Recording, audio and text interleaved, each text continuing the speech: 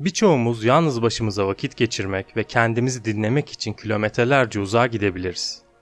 Bu kaçışları çoğunlukla bir terapi olarak görürüz ve pek de haksız sayılmayız. Çünkü biz insanlar yalnız kaldığımız zamanlara ihtiyaç duyarız. Ve bu durum hem beynimiz hem de vücudumuz için birer terapidir. Yalnız kalmakla kastettiğim elbette ki tek başına bir odada oturup duvara bakarak diğer insanların ne kadar da eğlendiğini düşünmek değil. Örneğin işten çıktıktan veya okuldan çıktıktan sonra eve geldiğiniz ve tek başınıza kaldığınızda dinlendiğiniz o zamanı kastediyorum. Ya da yorucu bir günün ardından kendi aracınızla, otobüsle veya yalnız başınıza yürüyerek eve dönüş yolu boyunca tek başınıza kaldığınız o zamandan bahsediyorum. Evdeki herkesin gittiği ve müziği açtığınız o zamandan. Buna ihtiyacımız var çünkü. Daha doğrusu beynimiz bunu istiyor. Peki ama hiçbir şey yapmadan öylece durduğumuz bu sakin ortamda beynimiz ne yapıyor? Partiye geri dönmeden önce beynimiz belirli bölgeler arasındaki aktiviteye dair tamamen farklı bir örgü başlatıyor. Ve bu durum genel olarak varsayılan A moduna dönmek olarak biliniyor. Birçok bilim insanı varsayılan A modunu daha iyi anlayabilmek için bu durumdaki kişileri hem depresyon gibi hastalıklarda hem de sağlıklı anda izledi. Ve bilim insanları bu ağın kişi ister dinleniyor olsun, ister hayaller aleminde olsun, ister geçmiş hakkında düşünüyor ya da gelecek hakkında plan yapıyor olsun, beynin bu A modunda da aktif olduğu bulgusuna ulaştı. Bir başka deyişle herhangi bir görevle meşgul değilsek, beynimiz birlikte çalışan bölgeler arasındaki iletişim yollarını açık tutuyor. Bir nevi aslında beynimiz kendi kendisiyle konuşuyor. Bu da demek oluyor ki aslında dinlenmek ya da günde birkaç saatimizi sessizliğe ayırmak aslında boşa geçmiş zaman değil. Aksine bilgilerimizi pekiştirmemizi sağlayan son derece faydalı bir eylem. 2013 yılında biyolog Imke Kirst, farelerin beyni üzerinde sesin etkisini test etti. Yapılan çalışma kapsamında fareler farklı zamanlarda gürültü ve sessizliğe maruz bırakıldı. Ve bunların beyinlerinde yaratacağı farklı etkiler gözlemlendi. Ulaşılan sonuçlar oldukça şaşırtıcıydı. Çünkü günde 2 saat düzenli olarak sessizliğe maruz bırakılan farelerin beyinlerinin hipokampus isimli bölümünde, yani beynin hafıza, duygu ve öğrenmeden sorumlu olan kısmında yeni hücrelerin oluşmaya başladığı gözlemlendi.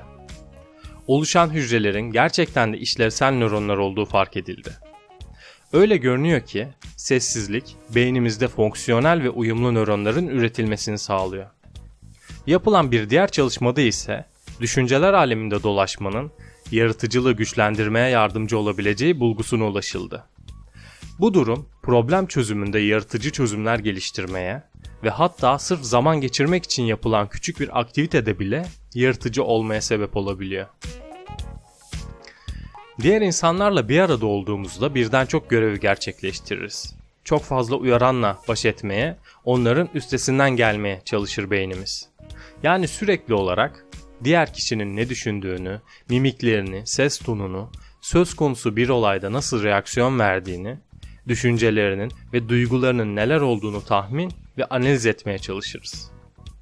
Bunu bilinçli olarak yapmasak bile, bilinçaltımız bunu bize sormadan, istemeden de olsa yapıyor gün içinde.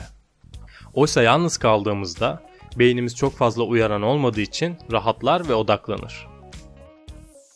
Transcend, you go beyond thought. You just experience pure consciousness. It's like silence, but lively silence. It's like dynamic. And when you come out of there, the dive in is like that, but when you come out, the splash of that diving in is bliss. Bliss. Bliss is also intelligence. Bliss is love. Bliss is energy.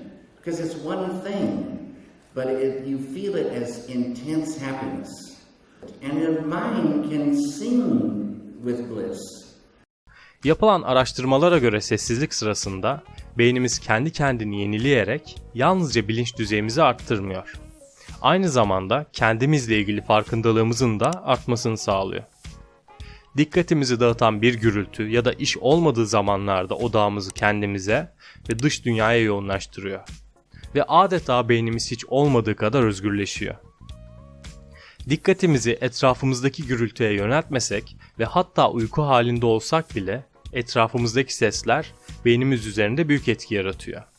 Gürültü amigdalayı tetikleyerek vücudumuzdaki stres hormonu salınımının artmasına sebep oluyor.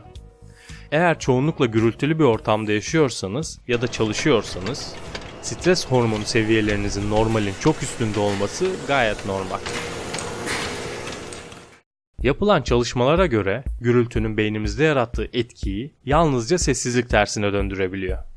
Çünkü sessizlik hem beynimiz hem de bedenimizin üzerinde rahatlatıcı bir etkiye sahip. Konu üzerinde yapılan çalışmalar, sessiz bir ortamda kalmanın rahatlatıcı müzikler dinlemekten bile daha faydalı olduğunu gösteriyor.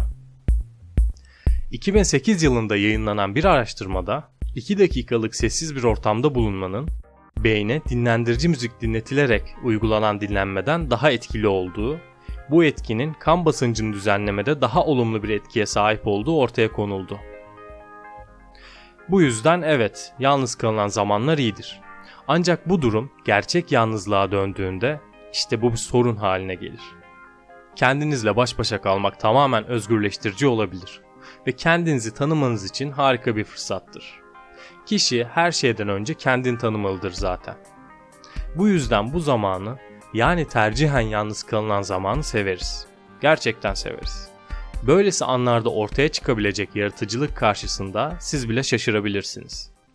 Ancak yalnızlığınız tercih edilmiş değil de tercih ettirilmiş yalnızlıksa bu gerçekten bir sorundur. Çünkü insan sosyal bir canlıdır. Yaşamak ve büyümek için uyaranlara, etkileşimlere ve ortamlara ihtiyacımız var.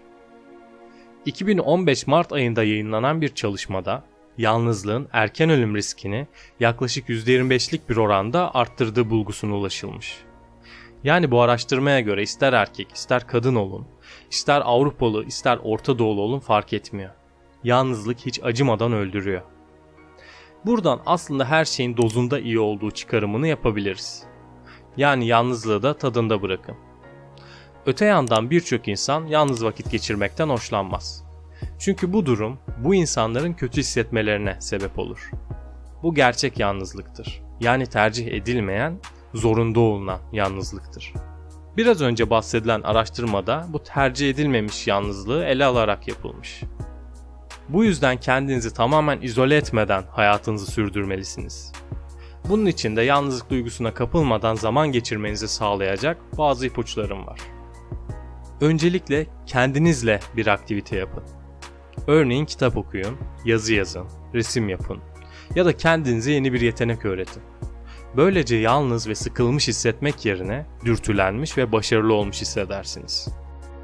Terlemek iyidir. Ter dökün, egzersiz yapın, doğa yürüyüşüne çıkın ya da kalkın ve dans edin. Bu durumlar endorfin salgınızı arttırır. Böylelikle de daha motive hissedersiniz. Tüylü bir arkadaş edinin. Evcil hayvanlar iyi birer yalnızlık ilacıdır. Onlarla konuşabilir, oynayabilir ve hatta eğer isterseniz oturup beraber bir akşam yemeği bile yiyebilirsiniz. Yani etrafta bir evcil hayvan olduğunda asla yalnız hissetmezsiniz. Yaratıcı olun. Bütün bir günü tamamen eğlendiğiniz şeyleri yapmak için ayırın. Böylece yalnızlık hissine kapılmayacak, belki de günün sonunda gururla bugün güzel bir gündü diyebileceksiniz. Ve en önemlisi, günde en az 2 dakika sessiz bir ortamda kendi beyninizle baş başa kalın. Bu ortam bir doğa yürüyüşü ise daha da harika. Çünkü günlük hayatta en çok işleyen beynin ön lobları tabiatın sessizlik ortamında kendi kendini yenileyebilir, düşünme ve konsantrasyonunuzu düzenleyebilir. Böylece alacağınız kararlar daha isabetli, okuduklarınız daha anlamlı ve hafızada daha kalıcı olur. Sonuç olarak Nietzsche'nin de dediği gibi, tüm büyük şeylere giden yol sessizlikten geçer. Bu yüzden kendinize izin verin. Hemen şimdi yapın bunu. Ve zaman zaman gürültülü dış dünyanızın düğmesini kapatmayı öğrenin. Bunu yapmayı başardığınızda ve düğmeyi tekrar geri açtığınızda artık siz aynı olmayacaksınız. Videomuzun sonuna geldik. Merak ettiğiniz konuları yorumlar kısmına yazabilirsiniz. Bir sonraki videoda görüşmek üzere. Hoşça kalın.